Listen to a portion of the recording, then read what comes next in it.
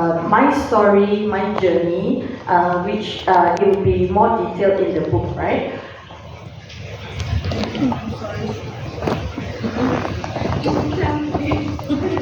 Okay. Recently, I was asked this question. I was shortlisted for a social Southeast Asia Fellows Program for social entrepreneurs, and I was asked this question: have you discovered your true self? So, I am a mom of three. My eldest is 22, my youngest is turning 6 this year. And I've never actually asked myself this question. So I did a lot of self-reflection, and I remember my uncle used to tell me that, in life, we are like characters. We are like the actors and actresses in our life, in a movie, right? We have different roles, we have different hats, we play different roles in life. So let me ask you, what roles do you play in life? Can you shout out some answers? Mother. Mom, okay. Entrepreneurs? Homemaker, mother, daughter, sister. So we have different roles that we play in life. So for me, I'm a mom, sister-in-law, wife, daughter. I run a business with my husband for over 8 years now, social enterprise, a friend, cousin. So the list goes on, and it's very different for all of us. So let me share with you my journey. All right. So as mentioned, I'm an author. I'm a trainer. I'm a speaker, and also, most importantly, I'm a social entrepreneur. So I started my social enterprise in 2016. I have over 23 years of working experience in the corporate world. I've worked in international schools before. I've worked in Garden. I've worked in IGB International School.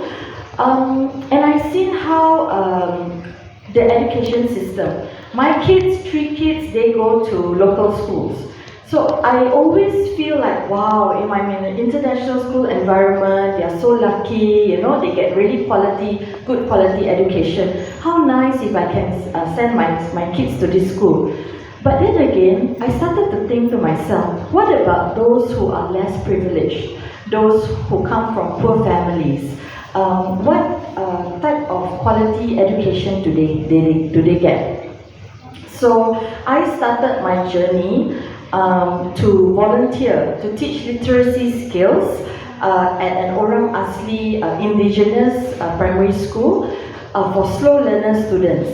And then I realized that I can make a difference and to solve problems. So in our country, Malaysia, the problem is we have a lot of dropouts. So meaning to say students who don't complete their exam equivalent to A levels, right? So there's this amount, although it's debatable, actually there are more. Because after COVID, a lot of teenagers are working in gig economy, like your Grab riders and things like that. So they're really young. They don't want to finish their education.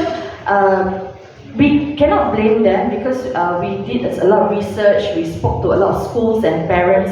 They are helping their families and they need to help to put food on the table, right? And also unemployed graduates. Youth unemployment is very high in Malaysia today as well. So I decided to do a lot of research and to see how to help, try to bridge the gap. And what is missing in our national education system is basically growth mindset. Okay, so growth mindset for character building to unleash potential. So I do a lot of trainings for corporate universities, and I do social work for children and youth in poor communities as well. All right, so this is what I did, how I started social enterprise. So I really go on the ground. I interview, my husband and I will interview the parents, because for these kids, right, they don't care about the teachers anymore. They don't care about the parents anymore. They don't have role models. This is where we come in as a third party to be sometimes their counselors. And how many of you here have teenagers at home? Can be your nephew, niece, or your grandchildren, yeah? They are actually experiencing a lot of issues, mental health, some are demotivated in learning, and things like that. You know, boyfriend, girlfriend issues, social issues, you know. Actually, this is across the board. It doesn't matter which socio-economy, but some teenagers have help. You know, they have role models, they have their parents to watch over them. But some of these kids who come from poor families, they are very neglected. So we run a lot of programs for them. We go to the schools. So our focus this year is for secondary school, 15 to 17 years. We do a minimum of 5 sessions with the students. We talk to them about goal setting, growth mindset, leadership skills. We even we play a game on how to be ambition, different careers available. Because we did a research and I asked them, what do you want to be when you grow up? Some want to say, some similar answers like maybe like us when we grow up, we want to be a teacher, policeman, fireman. But some answers were like, I want to be a cleaner, I want to be a cashier, I want to be a security guard. Because these are their environment, these are their people which they normally would see on a daily basis. So we try to at least expand their thinking further. So we work a lot with schools. Our programs are endorsed by the Ministry of Education. So our mission is to help them to unleash their potential and also for them to have a brighter future. So Pravina spoke a lot about self-doubt, imposter syndrome. It's in every one of us, no matter you're a child or you're an adult, whether you're from a poor family or a rich family, it's all in us. But how do you create that self-awareness is important. Okay, so I do a lot of talks in universities as well. For youth unemployment, to give them, to make sure they have the right skills to be future ready. My background, education background, I did my degree in Curtin University in Perth, Australia, mass communications degree, and I did my masters in Monash University, Malaysia, masters in communications and media studies. Why I mention that is because I wasn't a good student in school. I didn't excel in school. I was very playful. I like to talk in class. My teachers always complained that I talk too much in class. But I realized that those are my strengths today, where I'm in communications, I'm in training. So how do you tell a child that, actually identify your strengths, identify your weakness, so that one day you will become someone? So I'm half Chinese, my dad's Chinese, my mom's Malay. So when I was in school, teachers tell me I'm not good enough. My friends tell me I'm not Chinese enough. My other friends tell me I'm not Malay enough. So I was very frustrated and I was like, who am I actually? But when I went to Perth, I learned to be independent. That was when I discovered myself and I told myself, hey, it's nice to be different. Because when I was in Perth, Australia, I mixed a lot with Asian students, students from Thailand, Vietnam, Brunei. I realized that different people are different and they have come from different cultures, different nationalities and things like that. So I realized that it's okay to be different, and that was when I embraced, to be different, and I thrived in university. Even my parents were very shocked. Like in university, my results was like distinction, high distinction. In school, my maths was like C. I really struggled in school. So I was trying to reflect back, how can I help these younger children today in our national school system? And why I choose growth mindset is because I experienced burnout in the corporate world. If you're familiar with international school, we are always talk about student enrollment, exhibition fairs, education fairs. So I was doing everything, and I'm a workaholic. I love to work. You ask my daughter, I prefer to work than to stay at home do housework. I don't like to do house chores. So I love to work, but then again, I felt that I was missing out. I was not spending quality time with my children, my family. So I decided to start a business with my husband, and it was a struggle. We started the first 2 years, I was the editor of an online magazine focusing on women entrepreneurship, because at that time women entrepreneurship wasn't very big. So I did that, but we were not monetizing the business.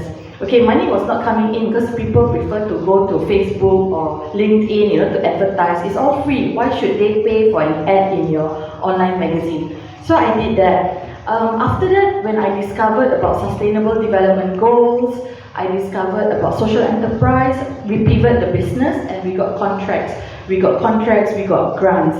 So coming back to why growth mindset, concurrently, when I have more time for my family, when I have flexible time, my son's passion is in football. So he, for someone, this is his real boots, his first soccer boots. So he, at 7 years old, kids, right? When they lose a game, they will cry, they will get angry. So I was thinking, how do I manage his emotions and continue to motivate him? So what happened was I came across Dr. Carol Dweck's book on growth mindset. I watched a lot of her TED Talks and things like that, and I said, hey, this is something, I found a gem. How can I apply this in my programs, not just for my children, but also for the underserved children as well, and youth. So, and my son, he wants to be a goalkeeper. Everyone wants to be Messi, right? Everybody wants to score goal. Everybody wants to I want to be the striker. I don't want to be the goalkeeper. Nobody wants to be the goalkeeper. And the goalkeeper is not a very popular position to be. It's like, if you save many goals, if you save 10 goals, it doesn't matter if you miss 1 goal, right? That kind of thing. So how do we motivate him to continue to keep going? And today, he has entered not just school tournaments, but he has played in Bangkok, Thailand before, and in 2019, before COVID, and he is preparing for his Germany trip in August this year. So as a mom, as football parents, together with my husband, how do we instill growth mindset in him? And not just in him, but also his team as well. So he's playing with Destiny at the moment, if some of you are familiar with Destiny, the club. Okay? So I also do corporate training, because for social enterprise, if you're not familiar with social enterprise, it is actually a for-profit business with social impact. So, so in order to sustain my business, I went into corporate training. So like Yasmin and I, we are in this program called International Certified Professional Trainer Program. It's an international certified program where we learn, how to be a good trainer and things like that. So we are into corporate training. So I train lecturers, university lecturers, corporate on. So my topic is the S in ESG. How many of you are familiar with ESG? Yeah, good. Okay, SDG. So for the corporate side is ESG. ESG stands for environment, social, and governance. So for me, my focus is social. So I prefer to empower young people in underserved communities. Alright, so I work with, if you're familiar, I've worked in Klang Valley, KL and Selangor, and I've done projects in Kedah as well. So my passion is to go out, to reach out to more underserved communities.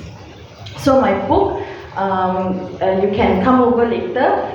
So this is just to show you the book. So I share about my social entrepreneurship journey and also share about the concept of social enterprise.